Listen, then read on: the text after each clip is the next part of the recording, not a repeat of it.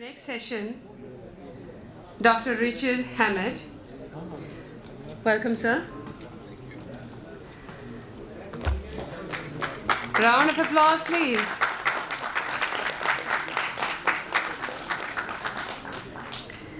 Dr. Richard Hammett earned his doctorate in educational leadership from Texas A&M University, Kingsville in 2007, after serving 28 years in U.S. Navy. He is now the managing principal of Emotional Intelligence Learning Systems, a company that specializes in education, training, consulting, research, and publishing of curriculum and information dedicated to building healthy and effective individuals, schools, organizations, and communities at large. Emotional Intelligence Learning Systems will convene its 17th Annual Conference of Emotional Intelligence next month in Corpus Christi, Texas, over the dates of February 25 and 29, 2020. We welcome you, Doctor. Thank you. Thank you very much. And we have a flyer somewhere. Somebody has a flyer for our conference, so which is next month. So it's okay, good. How do you feel? Great. Great? Awesome? Okay. Not too sleepy? Does anybody feel an emotion? We're delighted. Delighted? Okay. We'll talk a little bit more about that. We'll come back to it. Down arrow is not working.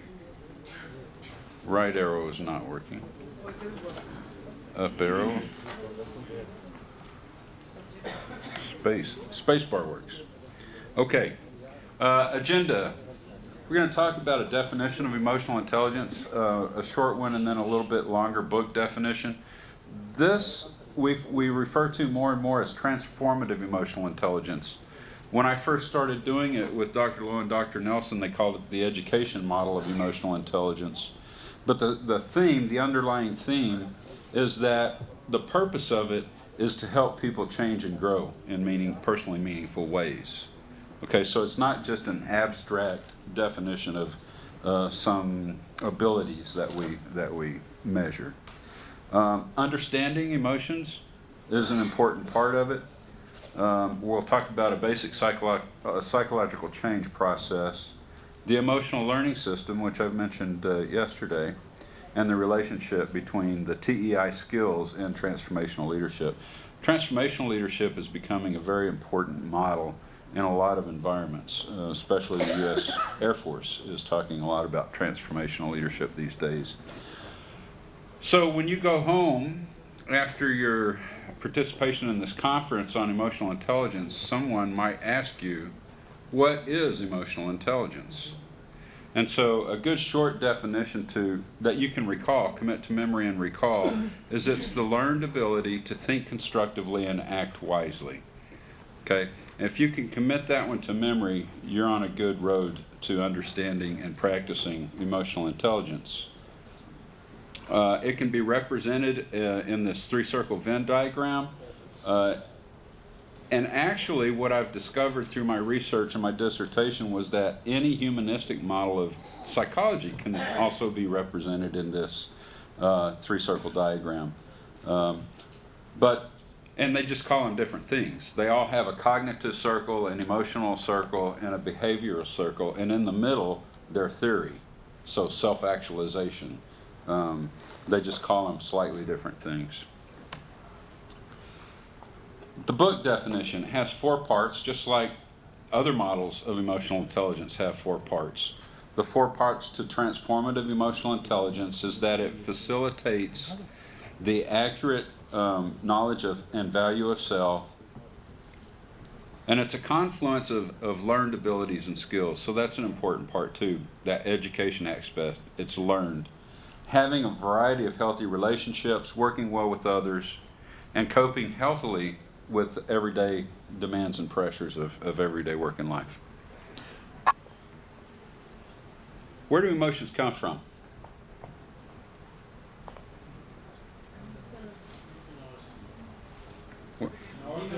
Experiences? It's within Within ourselves. So we create our emotions, right?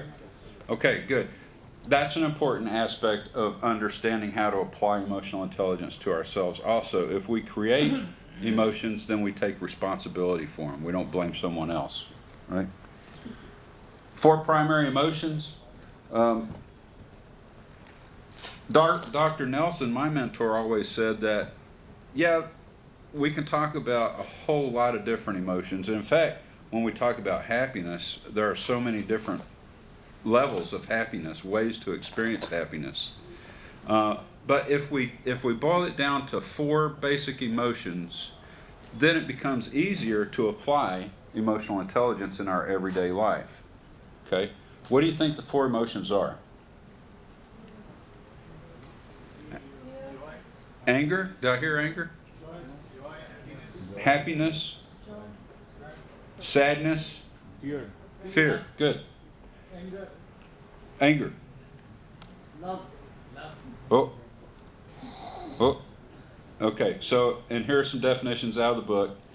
Immediate danger in the present, right? Anger makes you want to attack, go after something, stop something. Fear, potential danger, sadness, loss, and happiness. Now, the temporal aspect of emotional intelligence is important, or the temporal aspects of emotions. It's an important concept, right?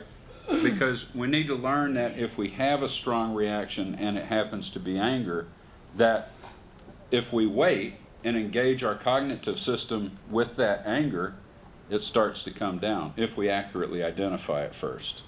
So, the emotional mind is quick to react and slow to change, but the cognitive mind, we can change really, really fast, right? But it takes longer for the change to actually happen.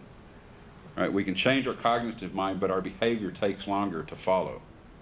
Quitting smoking, for example, is one that I experienced over and over. So the temporal aspect is really important. And so back to the temporal part, in the past, anger can be resentment. In the future, envy or jealousy. So you can see how these other words start to come into these primary 4 emotions, depending on the temporal. In the past, fear can be traumatic experiences. In the future, worry or sadness, or stress, sorry. And the sadness, in the past, remorse, regret, guilt. In the future, have you ever met a pessimistic person?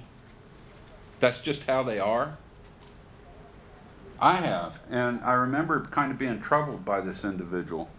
Saw this person on a daily basis for several years, and then when I saw this information in the book, I went, "Wow, there's a sad person about the future," and I just, that was so profound to me that, pessimism is being sad about the future. What a sad way to exist. And then happiness. So it's important to be able to, if you just boil it down to the 4 emotions and you can identify which one you may be experiencing at any certain time, then you can start to engage your cognitive system and bring that down if it's the first 3. If it's the last one, we want to create more of it, right? And if you create less anger, fear, and sadness, chances are you're going to have more happiness, almost by accident. And you can plan ways to create happiness for yourself, like come to a conference in emotional intelligence. That's a pretty good way to create happiness for yourself. You didn't need the prompts. Congratulations. Okay.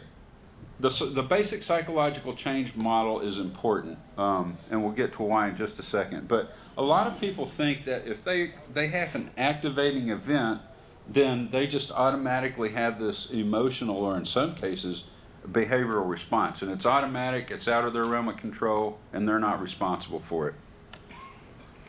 Fact of the matter is, we know that that is mitigated by our thoughts, beliefs, and values, right? So if we want to change our patterned response, we have to change our thoughts, beliefs, or values, okay? So what we as consultants, coaches, EI professionals focus on are thoughts, because if we get into debates about a person's beliefs and values, we're going to get into trouble, right?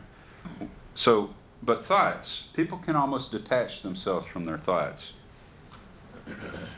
And cognitive structures are helpful for this. Everybody follow me here? Let's talk about an example right quick. Dr. Seymour Epstein was Professor Emeritus Psychology at University of Massachusetts Amherst for a long time. Not sure what happened to Destructive there. But his whole theory of personality, it was called the Cognitive Experiential Self Theory. And it was all about teaching yourself to think constructively, going back to the short definition of emotional intelligence.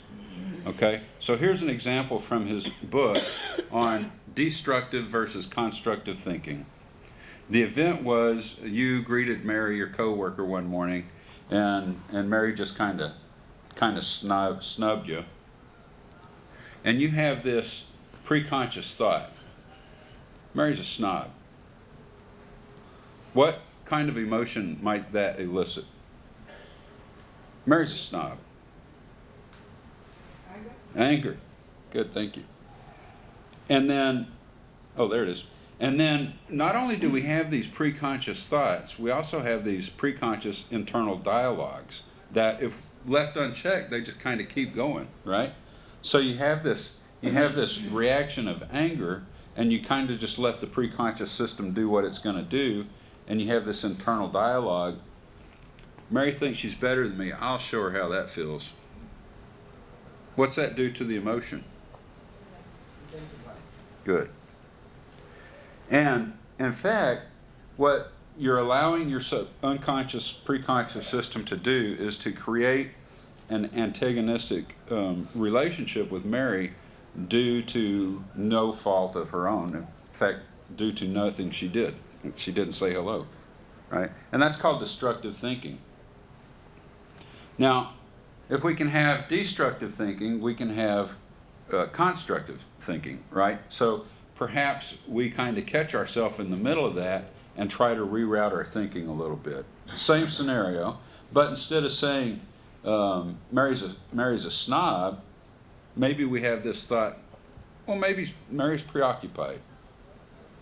What kind of emotion would that elicit? Understanding? Empathy? Okay, good. Dr. Epstein said puzzlement. Still not an emotion, by the way. Secondary mental reaction changes qualitatively, right? Now, maybe something's bothering Mary. And the end result changes qualitatively also. The interesting thing is that Dr. Epstein said that once we learn about preconscious thoughts and internal dialogues, it's hard to go back to just reacting in those situations. And I'll never forget the first time I experienced this myself in Corpus Christi, driving in bad traffic, and somebody cut me off. And, you know, my road rage started going up, and then I remembered, hey, I'm in charge of this. I can think what I need to think, you know, to make myself happier and healthier. It works.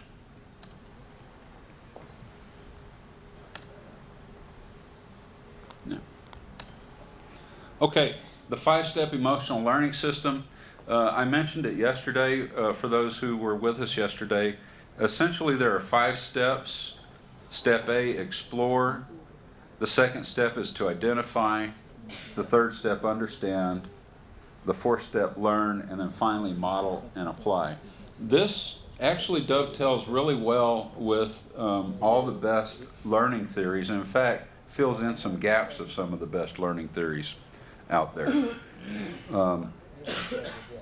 Essentially, what it's saying is that, going back to that change model, that psychological change model, it says over here on the left,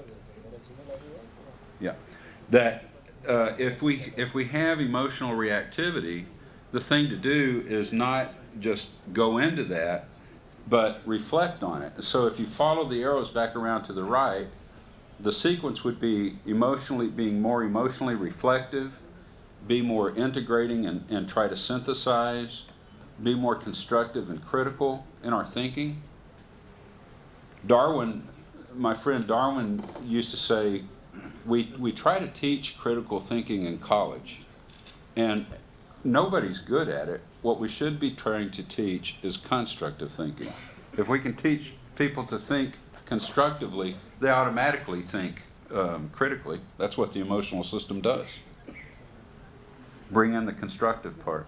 And then finally, following it around, we're looking for rational, wise actions. So, self-assessment, explore, accurate self-awareness, identify, increase self-knowledge through understanding, self-develop positive personal change, and then finally, model and apply what you've learned. I like this diagram because it brings in the unconscious from the top and the conscious from the bottom. So we're talking about both minds in this diagram.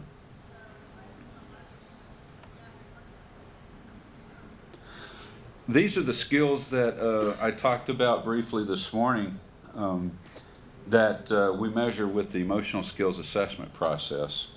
And I tried to color code them here just to kind of help us understand where they're at on the instrument. But the top EI skills, there are 10 of them, and then this particular instrument also measures 3 problematic areas. And I like the problematic areas we can reframe as skills. So, for example, aggression can be reframed as anger control. Deference, which comes from anxiety, can be reframed as anxiety control. And change orientation is a measure of dissatisfaction. That's what makes it a problematic indicator. It's a measure of dissatisfaction with your skill performance when you take the instrument. So change orientation can just be reframed as positive change. And then the 10 skills are assertion. Assertion's a really important skill in every research that we've done. It always comes out as an important skill for success. Then the leadership skills, we call them leadership skills. We've also called them personal leadership skills. Comfort, which is social awareness. Empathy. We've heard a lot of people talk about empathy and the importance of empathy.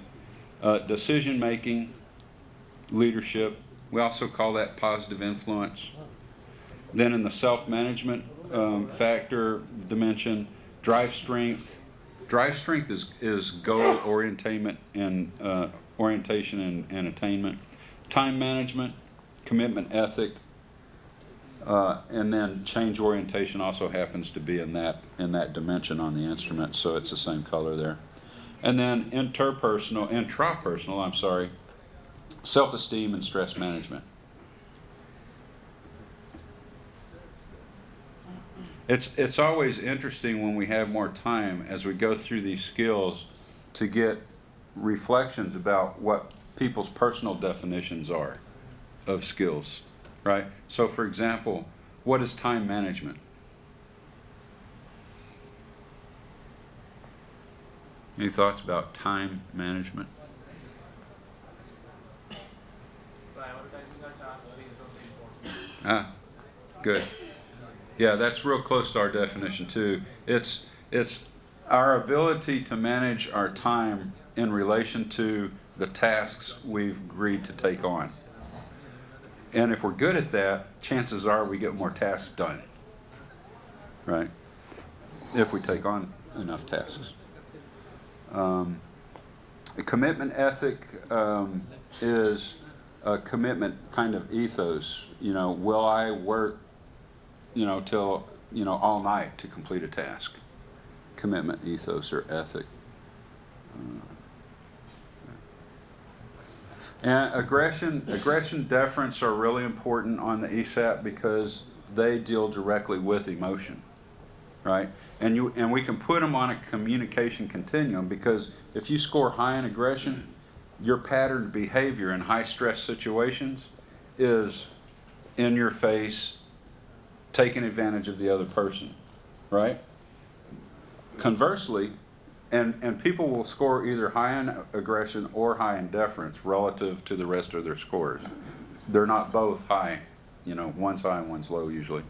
Mine tends to be deference. I tend to score higher in deference. So in high stress situations, my tendency is to maybe not stand my ground as good as I should.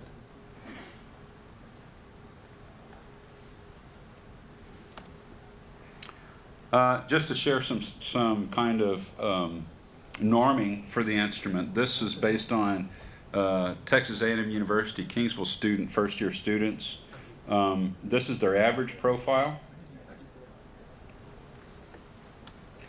Then we had a high achieving profile, students that did really well in academics, and notice how the skills of decision making, leadership, and then especially the self-management skills really start to differentiate performance. And then the ones that weren't successful. And again, those same skills that differentiated performance for the high performance, extra kind of differentiated them on the low performance side too. People talk a lot about empathy. You see anything about the empathy lines that looks interesting? They cross, right? For the high performers, the empathy line crosses the average to the low side. That's the only one that does that. And we see that in study after study. So, empathy could be a curvilinear kind of measure. We know when it's missing, it's not good. But based on the research, if you have a lot of empathy and don't have it balanced with like assertion and those other skills that take care of you, it could be damaging to your performance, probably your health. Talked about this one a little bit this morning, the Air Force study where the ESAT differentiated the high achievers and the low achievers on all but except for the ones that are the gold rings were the same, aggression and stress management. So by the time they get 6 or so years service under their belts and that experience, they're all pretty good at aggression, anger management, and stress management. Okay. The United States Air Force in 2011 got with the Bass Group and they developed a new scale based on a scale that the Bass Group had already created to measure full range leadership. They called it the full range leadership model, and they created the leadership development scale, LDS. It measures 4 non-transformational leadership measures, laissez-faire, management by exception, passive, management by exception, active, and contingent reward. And it measures these transformative or transformational measures: idealized influence, inspirational motivation, intellectual stimulation, and individualized consideration. Now, we've already said that transformational leadership is a highly valued kind of leadership approach nowadays. If you were going to teach or model these 4 areas to be a transformational leadership or to create transformational leaders, what kind of behaviors might you engage with to model idealized influence? Any ideas? Sorry, I don't have the definition for you. It's not a very fair question without a definition.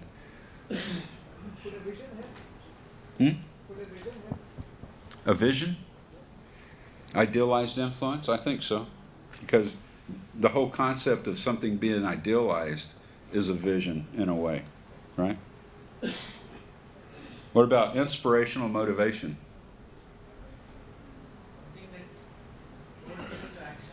Yeah, compels action, right?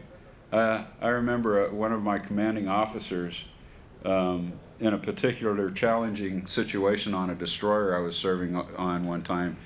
He went to the chow hall and he got up on the table and he took off his hat and he started this really charismatic speech. Got everybody all riled up, and We actually did. We came out of the situation really well. Inspirational, something inspirational, very, very unique. Hmm? Yeah, yeah, yeah. Involuntary. What's the term you use, Ashish? Compelling people to go beyond. Discretionary effort. There you go. Discretionary effort. That's exactly what I was looking for. Yeah. Intellectual stimulation. Thoughts?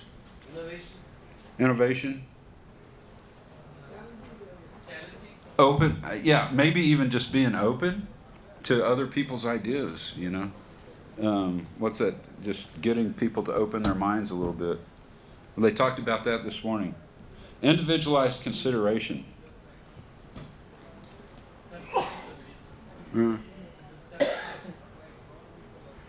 Yeah, the one example from one of the panels, a person needed to go home because his wife was sick.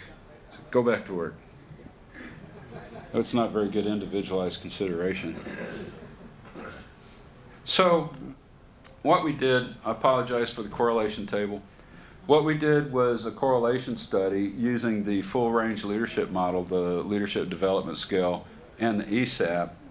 Am I out of time? I'm out of time.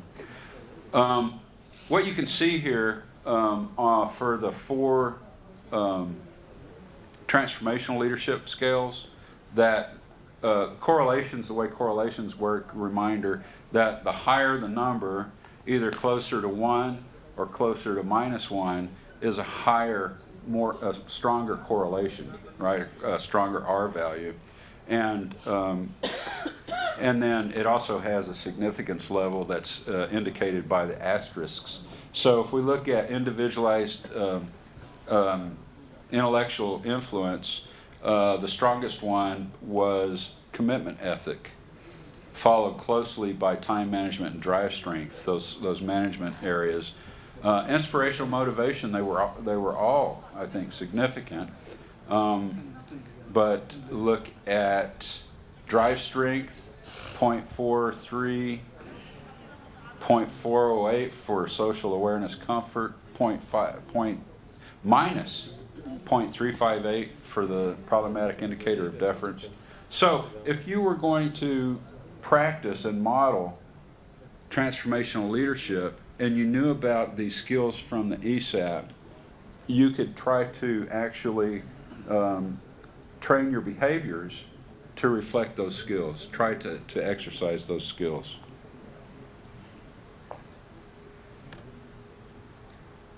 Our book that we published last year, Transformative Emotional Intelligence, Achieving Leadership and Performance Excellence, is available through the book patch. And here's just some links. The first one is our conference link, and then other links for our websites.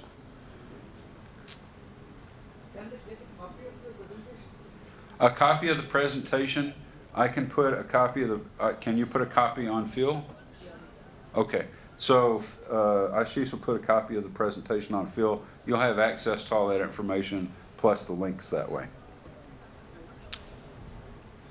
Am I out of time? Exactly on time. Exactly on time. Well, a good candidate for the railroad. Thank you. Sir, we would like you to wait for a moment. Oh, okay. Dr. Ashish. Ashish sir is there?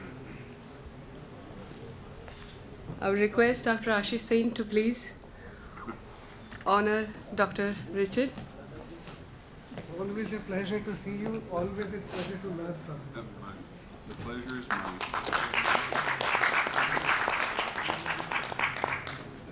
Thank you. We'll start immediately the next panel.